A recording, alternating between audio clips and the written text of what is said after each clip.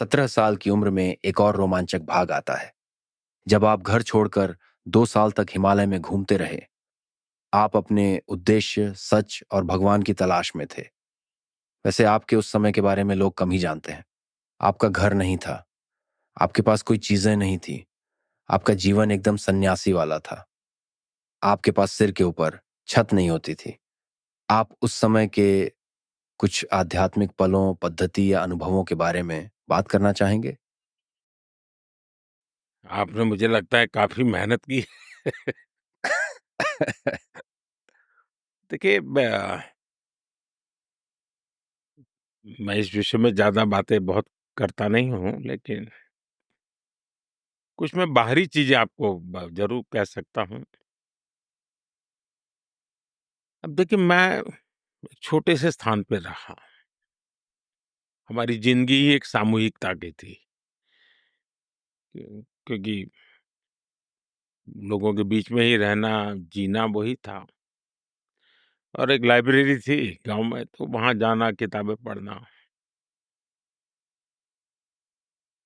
अब उन किताबों में जो मैं पढ़ता था, तो मुझे लगता था कि मुझे अपने जीवन को कि हम भी क्यों ना ऐसे ट्रेन करें अपने जीवन को, ऐसी इच्छा होती थी। जब मैं स्वामी विवेकानंद जी के लिए पढ़ता था, छत्रपति शिवाजी महाराज के लिए पढ़ता था, ये कैसे करते थे, कैसे जीवन को बनाते थे। और उसके लिए मैं भी अपने साथ काफ़ी प्रयोग करता रहता था। मेरे श अच्छा, उस प्रयोगों का तो लेवल ऐसा ही था कि जिसको हम कहें कि एक शरीर के साथ जुड़े हुए रहते थे। जैसे मेरे यहाँ उतनी ठंड नहीं होती है, लेकिन दिसंबर महीने में ठंड होती है कभी। लेकिन फिर भी रात में और ठंडा लगता है, स्वाभाविक है।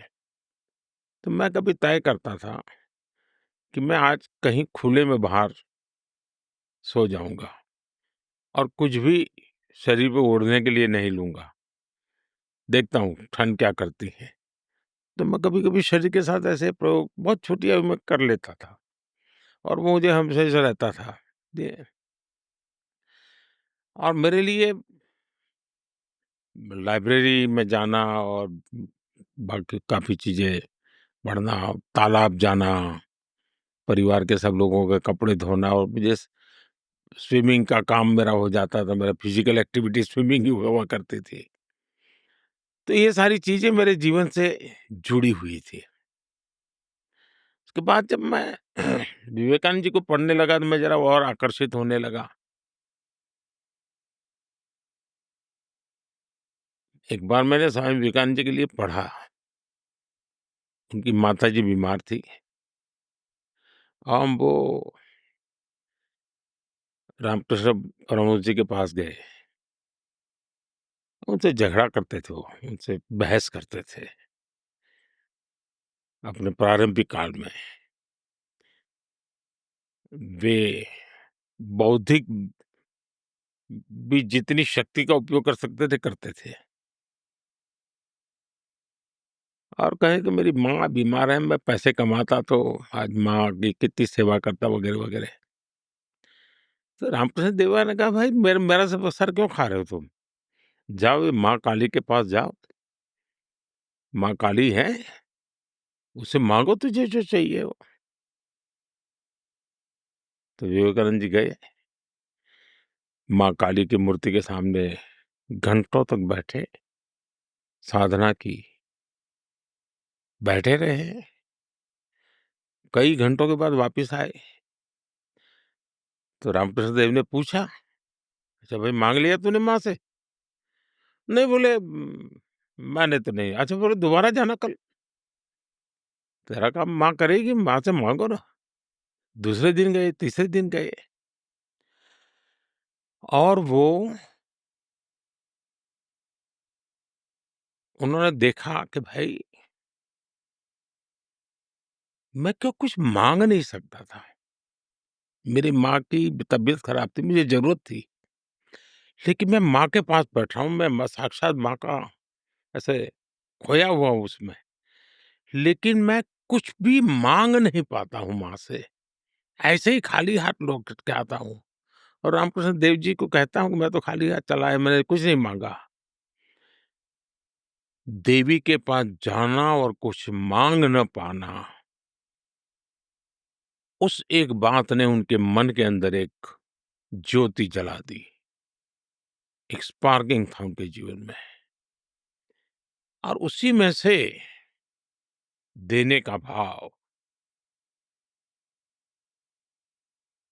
मैं समझता हूँ कि शायद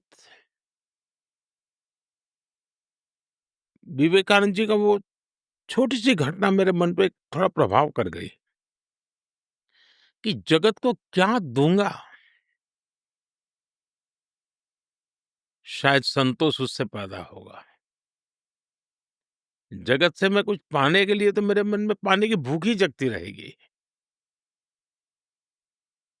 और उसी में था कि भाई शिव और जीव का एकात्म क्या होता है?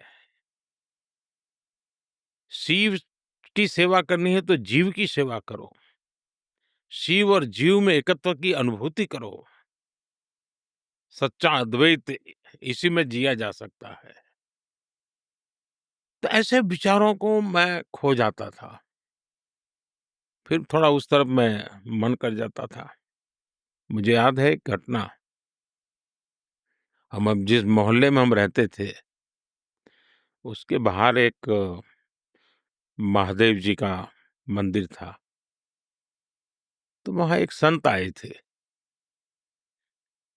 तो वो संत कुछ न कुछ साधना वगैरह करता करते थे। मेरा भी उनके प्रति थोड़ा आकर्षण हो रहा था कि ये कुछ आध्यात्मिक शक्ति इनके पास होगी शायद। क्योंकि विवेकानंद जी को तो पढ़ते थे, देखा तो नहीं था कुछ। तो कुछ ऐसे ही लोग देखने को मिलते थे। तो नवरात्रि का व्रत कर रहे थे। तो उस समय उन्होंने अपने हाथ पर, हमारे यहाँ जवेरा बोलते हैं, जो उगाते हैं, एक प्रकार से घास हाथ के ऊपर उगाना, ऐसे ही सोना 9-10 दिन तक। ऐसा एक व्रत होता है। तो वो महात्मा जी कर रहे थे। अब उन्हीं दिनों में मेरे मामा के परिवार में एक हमारे यहाँ एक मौसी की शायद शादी थी। मेरा पूरी परिवार मामा के घर जा रहा था। अब मामा के घर जाना किसी भी बच्चे के लिए आनंद का विषय होता है। मैंने घर वालों से कहा, नहीं मैं तो नहीं आऊँगा, मैं तो यहीं रहूँगा। मैं ये स्वामी जी की सेवा करूँगा। इनके हाथ पर ये रखा हुआ है तो वो तो खा पी नहीं सकते, तो मैं ही करूँगा उनका। तो उस बचपन में मैं नहीं गया शादी में, मैं उनके पास रहा और स्वामी जी की सेवा कर रहा था। तो शायद मेरा कुछ उसी दिशा में कुछ मन लग जाता था।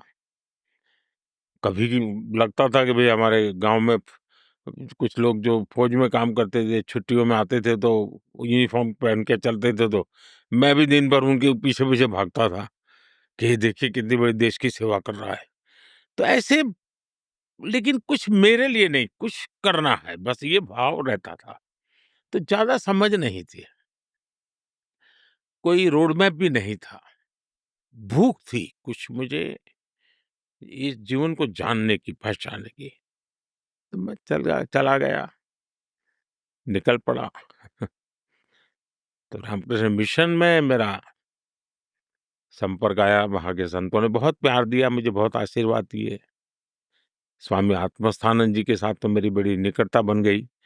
वो 100 साल तक करीब-करीब जीवित रहे और जीवन के उनके आखिरी क्षणों में मेरी बहुत इच्छा थी कि वो मेरे पीएम हाउस में आकर के रहे। लेकिन उनकी ज़िम्मेवारी इतनी थी कि वो आए नहीं। जब मैं सीएम था तब तो आते थे। मुझे बहुत उनका आशीर्वाद मिलता था। लेकिन उन्होंने मुझे गाइड किया कि भाई तुम क्यों यहाँ अपना आए हो? तुम्हें जो करना है कुछ और काम है। तुम खुद के भलाई के लिए तुम्हारी प्रायोरिटी है कि समाज की भलाई के लिए है? विवेकानंद जी ने तो जो भी कहा है वो समाज की भलाई के लिए है। तुम तो सेवा के लिए बने हो। तो मैं एक प्रकार से वहाँ थोड़ा निराश भी हुआ, कोई उपदेश ही सुनने को मिला, मदद तो मिली नहीं। फिर मैं अपने रास्ते पर चलता रहा, कई जगह पे हिमालयन लाइफ में रहा, बहुत कुछ। अनुभव किया, देखा, बहुत सारे जीवन के अनुभव रहे, कई लोगों से मिलना हुआ, बड़े-बड़े तपस्वी लोगों से मिलने का मौका मिला। लेकिन मन स्थिर नहीं था मेरा। आयु भी शायद ऐसी थी जिसमें जिज्ञासा बहुत थी, जानना समझने की ख़्वाहिश थी। एक नया अनुभव था, वहाँ की मौसम की दुनिया भी अलग थी, पहाड़ों में बर्फीले पहाड़ों के बीच में रहना होता था। लेकिन सबने मुझे घड़ने में बहुत बड़ी मदद की। मेरे भीतर की सामर्थ्य को अ, उसमें से बल मिला, साधना करना, ब्रह्म मुहूर्त में उठना, स्नान करना, लोगों की सेवा करना, सहज रूप से जो बुजुर्ग संत होते थे, तपस्वी संत, उनकी सेवा करना। एक बार वहाँ पर नेचुरल कैलेमिटी आई थी, तो मैं काफ़ी गाँव वालों की मदद में लग गया। तो ये मेरे जो संत महात्मा जो भी जिनके पास कभी न कभी मैं रहता था, ज़्यादा दिन एक जगह पे नहीं रहता था मैं, ज़्यादा भटकता ही रहता था। एक प्रकार वैसा ही जीवन था।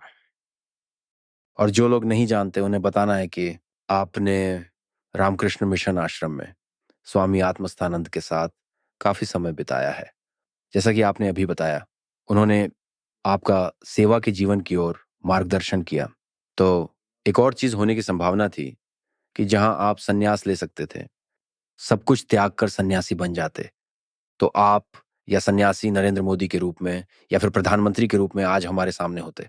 और उन्होंने हर स्तर पर सेवा का जीवन जीने का फैसला लेने में आपकी मदद की।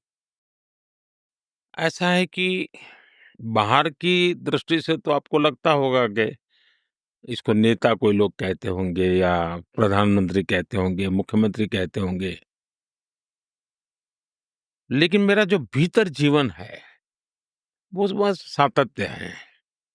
जो बचपन में माँ बच्चों को कुछ उपचार करती थी, उस समय उन बच्चों को सँभालने वाला मोदी,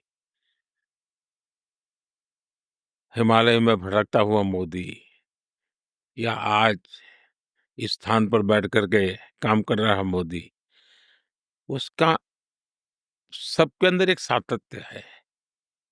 हर पल औरों के लिए ही जीना है, और वो सातत्य में के कारण मुझे साधु और नेता ऐसा कोई बहुत बड़ा डिफरेंशिएट दुनिया की नज़रों में तो होए, क्योंकि वो कपड़े अलग होते, जीवन अलग होता, दिन भर की भाषा अलग होती, यहाँ का काम अलग है, लेकिन मेरे भीतर का जो व्यक्तित्व है, वो तो उसी डिटैचमेंट से दायित्व को सँभाल रहा है।